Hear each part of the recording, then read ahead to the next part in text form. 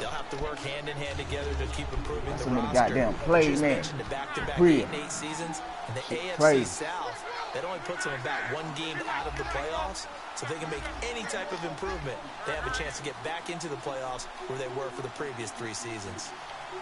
And the slot man goes in motion left. Yeah. Now on second down, this is get the fuck out of me, nigga. Look at Frank, nigga. Look at Frank, nigga. Frank. I still remember when Frank Gore came out of the University of Miami, and there were injury questions about him because of his knees. Guess what? He just had his 9th 1,000-yard season in 2016 with Indianapolis. Yeah, that's get out, me, nigga. An Indianapolis Colts franchise that the Frank, last few years has really struggled with guys running the football, but Gore picking him back up this year. He's 33. Larry Fitzgerald's 33. Those guys still producing. And you know what the coaches say about both of them? They're the ultimate I know, right? pros. You don't know shit about my team, nigga. Second down and 4. They come out here in the eye. They're gonna run this with a oh, come on. You can't run right past him? We'll live with that. Put it in the out season. You dangerous anyway. You dangerous anyway. Put it in the out. Put it in the out season. Real dangerous. Real dangerous. Put it in the out. He knows that. Let's go.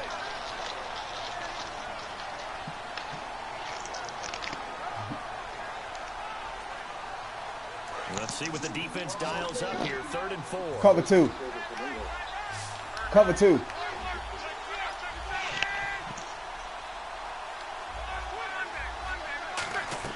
From the gun on 3rd down. Lock. Man, get the fuck out of here. Whatever. But incomplete. He was looking for Dante Moncrief that time. And now it's 4th down. I'm not sure we can spot any tendency here on this 3rd down. They could have run it or passed it. Either one was available. They chose to try and get it through the air, but they were unsuccessful. Coaching suggestion here. Go coaching suggestion character right here. Shit is not going to beat me, man. You need to stop coaching suggestion, man. This shit ain't going to beat me, bro. 4th and 4. They're going to go. It's Lock. They're going to find his running back. It's complete. And he's got the first down as he's up to the 45-yard line. I don't know if I agree with that. I guess they don't care if I agree with that. But, boy, you have to be surprised by that, right? I definitely was surprised that they decided to go for it. Now a hit, and Lock lost the football. It's out. Nowhere to go here. He lost the football. And now off to the races down the right side. And he's into the end zone. It's a fumble return.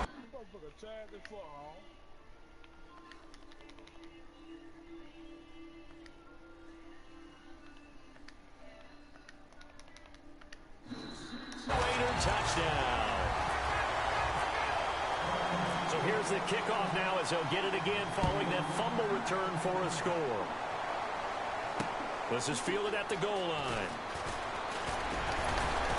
And he'll take this across the 25, couple extra yards up to the 27-yard line. And the Colts coming out now.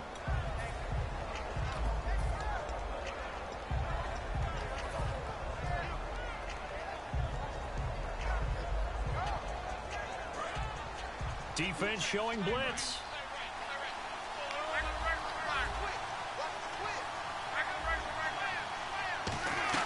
They start on the ground here with Turbin.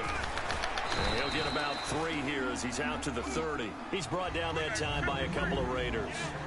Not a run that you're going to write home about, but still a good first down run. That's what an offense calls staying on schedule. 3 to 4 yards on first down. You're set up very well for the rest of the drive. And to the right side here, it's Allen. Only 3 yards on the catch. It's 3rd down. Got to give credit where it's due. Really nice defense on that play. The pitch and catch was successful, but not any run after it. Out of the gun, Lock. Going for Hilton, and it's intercepted.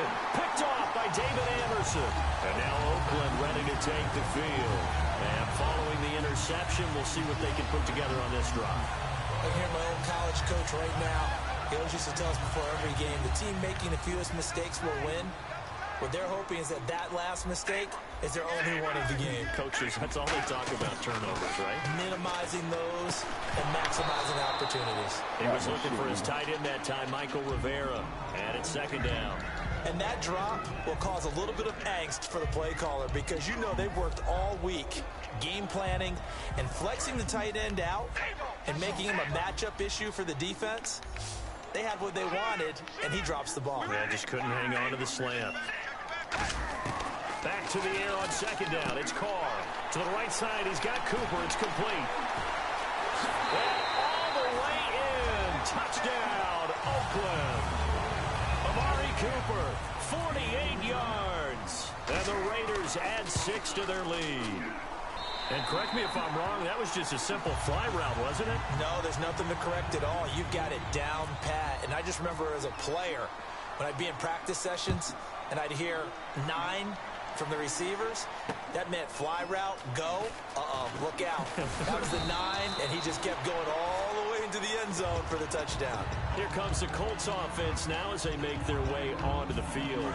And following the interception, just any interception, are you a little bit more cautious when you start that next drive, or no, you just throw that out the window? I think you are. I don't think that there's any way you can run back out there and go, totally didn't affect me. Let's just go ahead and be loose with the football again. You're going to take care of it, but you have to be careful about being too cautious because now you can't run any offense at all. Still want to attack. We'll see how they attack them here. On 2nd and 10, Locke. And Luck will be intercepted for a 3rd time. Picked off by the safety, Reggie Nelson. And his guys are going to get the football at the 37-yard line. And now Oakland ready to take the field. And that recipe on their last drive that resulted in a touchdown looked pretty good, so they'll be hoping to do that once more. And it takes me back to when we sat with the offensive coordinator and the head coach. They felt pretty good about their game plan and thought there were some holes in the defense, and they exploited them the last time out. Let's see if they can come back and put together a similar drive. And we'll see if they can do just that. And he gets this one all the way down inside the 20-yard line. And now here's a timeout called by the Colts on the defensive side of the ball. They'll have 2 remaining as we step aside here in this 2nd quarter.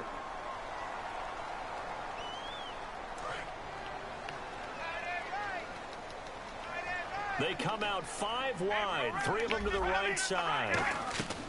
Carr now on 1st down. Forced out to his left. And he'll just throw this one over in the way of the security crew. Incomplete here. How many times when we see an incomplete pass, we just look at the receiver and say, should have caught that one. That was a drop, and we just put it on the offense. How about a little credit for the defense there? They just forced an incompletion. Yeah, especially after starting in a tough spot defensively, but a good start there on 1st down. That gave them a little extra confidence there, starting, as you said, in a tough spot and being able to make a play on 1st down. It's a tried-and-true formula, and I don't think it'll change for as long as we play football.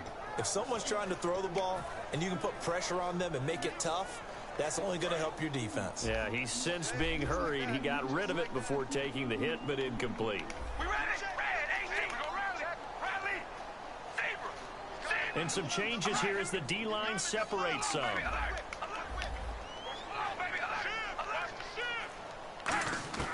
Throwing his Carr on 3rd down. And now another one thrown incomplete. He was trying to get it to Michael Crabtree there. And it's 4th down. So on 4th down, off goes Carr, and on is Sebastian Janikowski from the right hash. This from 33. And the 38-year-old vet able to split the uprights. And that stretches this lead even further. It's now 24-0. So they had great field position, but a 3-play drive that actually goes backwards, and then they kick the field goal. And I think the key sequence in there, the key phrase you just gave us, a 3-play drive. Had the momentum, great field position, unable to move the football. The Colts now, their offense works their way back onto the field.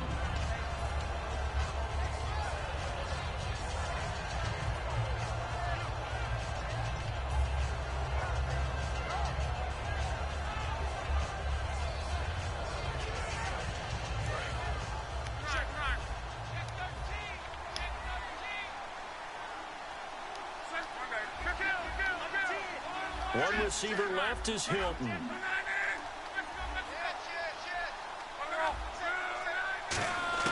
They go back to the air here after the INT on the last drive. He couldn't quite hold it. Got hit. Ball pops out. Incomplete. Well, you mind if we go off topic for a second? No, you know I like to do that randomly. AFC playoff contenders for this year that didn't make it last season. Who do you have that might get in? Well, I think Cincinnati's got to be considered there. Maybe they have an offseason that's calm, and they go into this season and try and get back to the playoffs where they've been perennials. How about Denver? Yeah. Remember last year, they didn't have the quarterback to start. Trevor Siemian played pretty well overall, but maybe they can get solidified there and ride that strong defense right back into the playoffs. I'm going to give you a couple a little bit off the pace. Indianapolis cannot afford to squander Andrew Luck, one of the better young quarterbacks in the game. They've got to get back to the playoffs. And Buffalo, brand new head coach, brand new people running the ball club. Let's see if they can figure it out, because I think defensively they can be awfully strong. Here's Luck. And for the fourth time tonight, it's an interception. Picked off by Sean Smith. And his guys are going to take over at the 31-yard line. And now Oakland ready to take the field. And they're not going to play this conservative, I don't think. They had the field goal last time, and they're up, but they're looking to put a drive in the end zone. Oh, I agree with you totally. No one goes out on the field and says, all right, let's just settle for 3, except in certain situations, trying to ice a game, that sort of deal. Most of the time, it's end zone, and that's what you're thinking, and I believe that's exactly what they're thinking as they begin this one. Yeah, no quarterback ever goes out there saying, hey, let's get 3, right? Not one that I've ever met. Give him 10 yards on the pickup, and that'll bring up a second and just about a few inches here.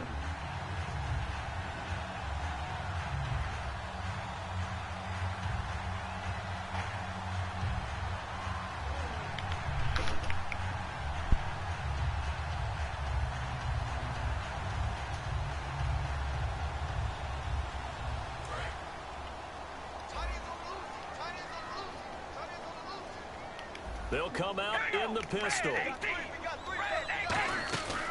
That was second down run for Murray. And he'll be brought down inside the 20 at the 19. Murray had the 1,000-yard season in 2015, followed that up with 788 last year. Now, also in the mix in Oakland, you had Washington, you had Richard. How do you see this backfield playing out going forward? I think you'll see a similar combination going forward. I think that's one of the reasons that he dropped from a 1,000-yard runner to 788, because they had other options. They're able to bring in Washington, Richard. They can use different plays for those guys, a lot of versatility, and really upgrade their offense with an infusion of speed. But Latavius Murray, I think he'll still continue to be the lead guy out of that trio. And that's going to be incomplete. He was trying to get it to Seth Roberts. That'll bring up second down. The out route's such a timing route that sometimes the guy throwing the ball just throws it almost blindly, just kind of counts on that timing winning. And in this case, the ball was batted away.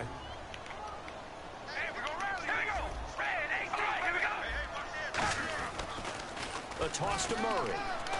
And he'll get this down only to the 18. 1 yard, the official pickup there, so it's going to set up 3rd and 9. I like the call. Inside the red zone, running the toss.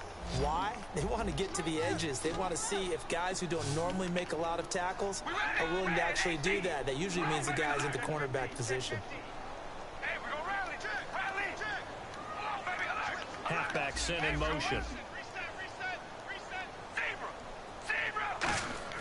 To throw his car. Flush to his right.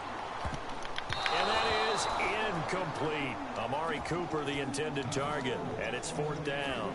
And for the second time tonight, this field goal unit comes out here. This just a 35-yard attempt from the left hash. And Janikowski bangs it through.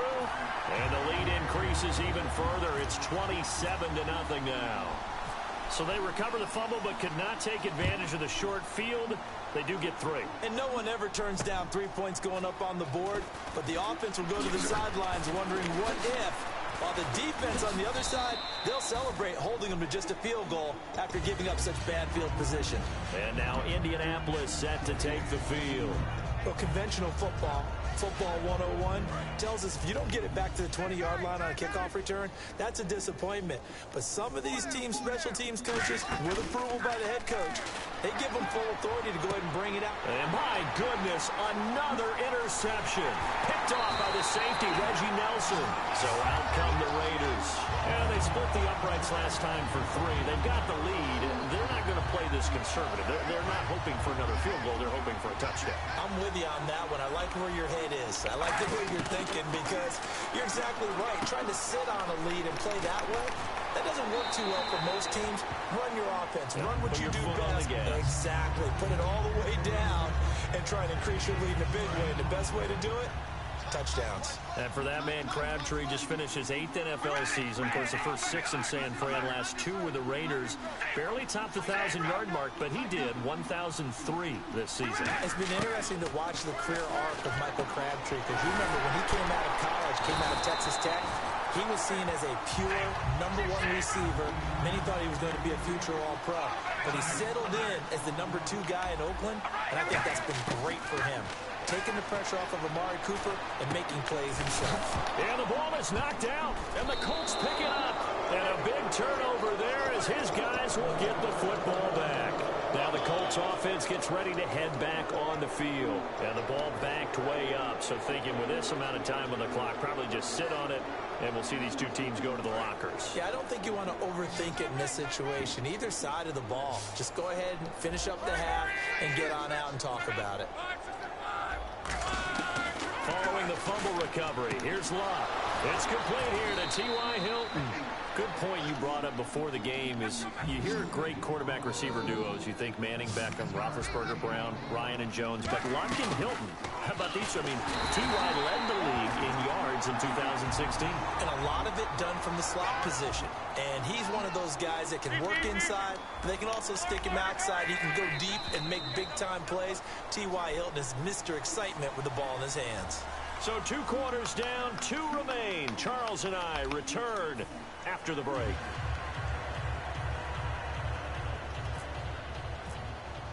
Both teams appear ready for the fight ahead, and we resume action here in quarter number 3. This is fielded a couple yards deep. And he'll take this up past the 20 and down at the 22-yard line. Out come the Colts. They'll have it first here to start quarter number 3. They come out here with a 0 on the scoreboard. What was said in that locker room? That's what I want to know. I would love to have been in there because we often have the feeling that there's a lot of shouting, screaming, people upset. But typically, halftime locker rooms are a lot more clinical than that. And in this case, are they upset that the plays weren't working because of execution, or did they think they were just bad plays to call? Yeah. We'll find out pretty quickly here if they feel like they had something going, but they just need to do it a little bit better or not. We'll find out, and they're going to hurry back to the line now. So many times you hear today's NFL described as a space game. Get your best players into space with the football in their hands. This is caught at the 20. A big play there for Indy. 55 yards. Let's face it, it's tough to defend guys just in regular time. But when they get extra time, when the guy maneuvers outside of the pocket, that's just almost unfair because now trying to stay with the receiver. Now a hit and Locke lost the football. It's out, and the Raiders pick it up. Down the numbers. There he goes.